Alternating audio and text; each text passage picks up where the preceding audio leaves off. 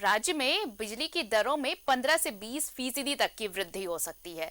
झारखंड बिजली वितरण निगम लिमिटेड यानी जेवीबीएनएल ने वित्तीय वर्ष 2023-24 के लिए राज्य विद्युत नियामक आयोग में वार्षिक राजस्व रिपोर्ट दाखिल कर दिया है।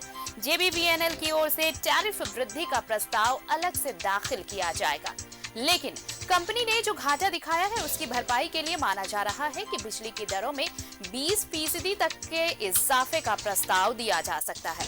हालांकि जेएसईआरसी अभी प्रस्ताव का अध्ययन करेगा, फिर आपत्तियां मांगी जाएंगी और इसके बाद जन सुनवाई होगी और फिर नई दरें तय होंगी। दाखिल प्रस्ताव में जेबीबीएनएल ने 7400 करोड़ यानी 7400 करोड़ का घाटा दिखाया है और इसमें 2020-21 में 2200 करोड़, वित्तीय वर्ष 2021-22 में 2600 करोड़ और 2022-23 में 2500 करोड़ का घाटा दिखाया गया है।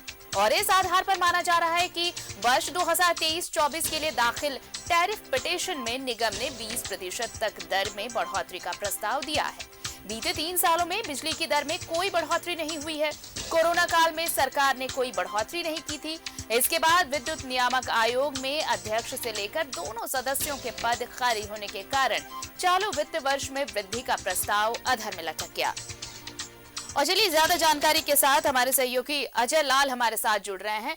अजय, देखिए, बिजली की जो नई दरें, जो टैरिफ नई तय की गई हैं, अब उसका प्रस्ताव भी दिया गया है, लेकिन ये बहुत बड़ा, अगर आप कहें कि बोझ, एक भार होगा पब्लिक पे। 20% तक के इजाफे की बात की जा रही है। हालांकि अभी ये प्रपोजल है, बहुत कुछ किया जाना अभी बाकी है, अध्ययन होगा, उसके बाद बहुत सारा प्रोसेस है। लेकिन अगर ऐसा होता है तो वाकई बहुत अब रेट जो होगा वो बहुत ज्यादा बढ़ जाएगा, यानी कि महंगाई की एक और मार जो है वो पड़ने वाली है पब्लिक पर अगले वित्तीय वर्ष में। देखिए आरती, यह मानकर चलिए कि झारखंड राज्य बिजली वितरण निगम लिमिटेड कोई सामाजिक संस्था नहीं है, ये एनजीओ नहीं है, ये एक व्यापारिक संस्था है जो राज्य सरकार के कंट्रोल में है। और सबसे बड़ी बात यह भी है कि तमाम भारत के जितने भी राज्य हैं उनमें झारखंड में अब भी सबसे सस्ते दर पर बिजली लोगों को उपलब्ध होता है। जाहिर सी बात है, लगातार घाटा दर घाटा के बाद बिजली वितरण निगम के पास कोई ऐसा विकल्प नहीं है जिससे वो घाटे की भरपाई कर सके। लिहाजा बिजली दर का बढ़ना बिल्कुल निश्चित है।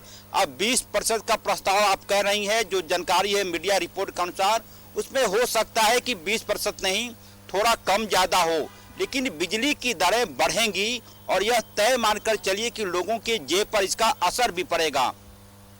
इन सब का सबसे बुरा परिणाम क्या होता है, जो सबसे ऑनेस्ट कंज्यूमर है बिजली बोर्ड के, उन पर ज्यादा बोझ पड़ता है बिजली दर वृद्धि का। क्योंकि इस राज्य में बिजली की जो चोरी की घटनाएं हैं वो बेतहाशा लगातार जारी है पिछले कई सालों से। कई ऐसे घर हैं हजारों की संख्या में जहां पर बिजली के मीटर का कनेक्शन ही नहीं है, उनको एवरेज बिलिंग की जाती है। आप ज्यादा दूर नहीं जाए, राजधानी रांची के कांके इलाके की मैं बात करूं तो कई ऐसे मोहल्ले हैं आरती वहां जहां पर कि बिजली मीटर है ही नहीं, कनेक्शन है ही नहीं, और उनके घरों में 2-2 फ्रिज, कूलर सब कुछ मौजूद है, लेकिन उनके यहाँ से बिजली बिल जो बिजली वितरण कंपनी है वो महज 700-800 रुपये वसूलती है।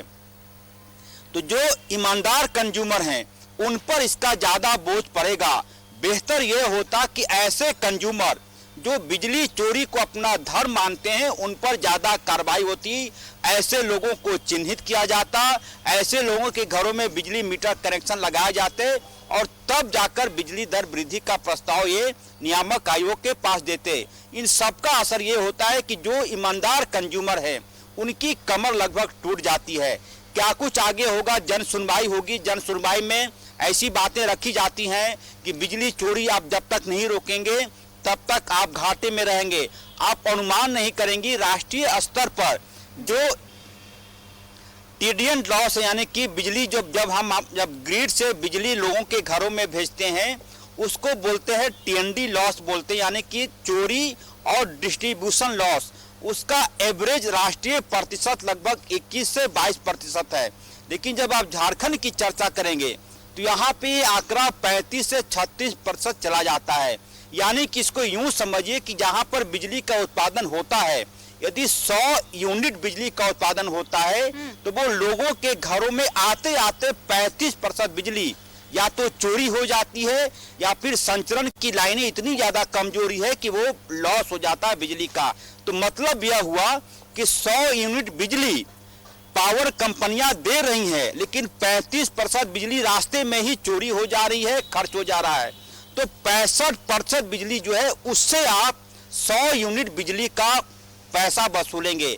यानी कि जो ईमानदार कंज्यूमर है, जिनके घरों में बिजली लगी है, मीटर है, नियमित तौर पर बिजली का वो बिल भी देते हैं, उन पर इसका ज्यादा बोझ पड़ेगा। मतलब जो चोरी से बिजली जलाते हैं, जिनके घरों में कनेक्शन कि देखिए जो घाटा दिखाया जा रहा है ऑन पेपर, जो आप बताया जा रहा है कि इतने करोड़ का घाटा हुआ है, उस पर अमल करने के लिए उसको वापस वो घाटा खत्म करने के लिए, उस घाटे को पूरा करने के लिए भले ही आपने दरों में वृद्धि का प्रस्ताव दिया, लेकिन इसके साथ साथ ये भी होना बेहद जरूरी था कि जो बिजली चोरी कर रहे हैं, जहां पर सीधे सीधे नुकसान हो रहा है निगम का, वहां पर भी ठोस कार्रवाई की जानी चाहिए, क्योंकि वो आंकड़ा निगम के पास नहीं होता कि कितनी बिजली चोरी हो रही है और उसका हिसाब कौन देगा।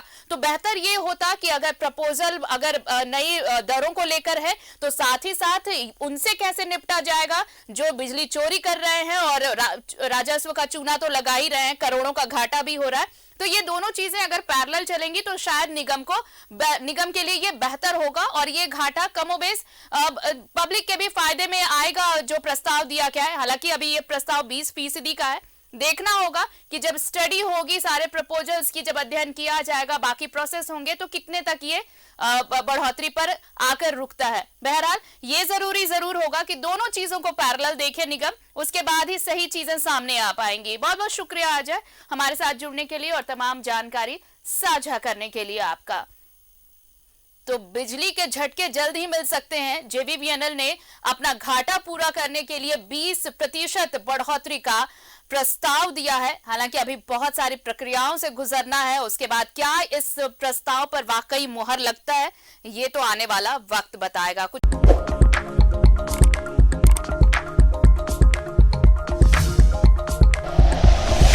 Like and share videos, subscribe करें हमारा चैनल और प्रेस करें बेल आइकॉन। न्यूज़ 11 भारत, सच है तो दिखेगा।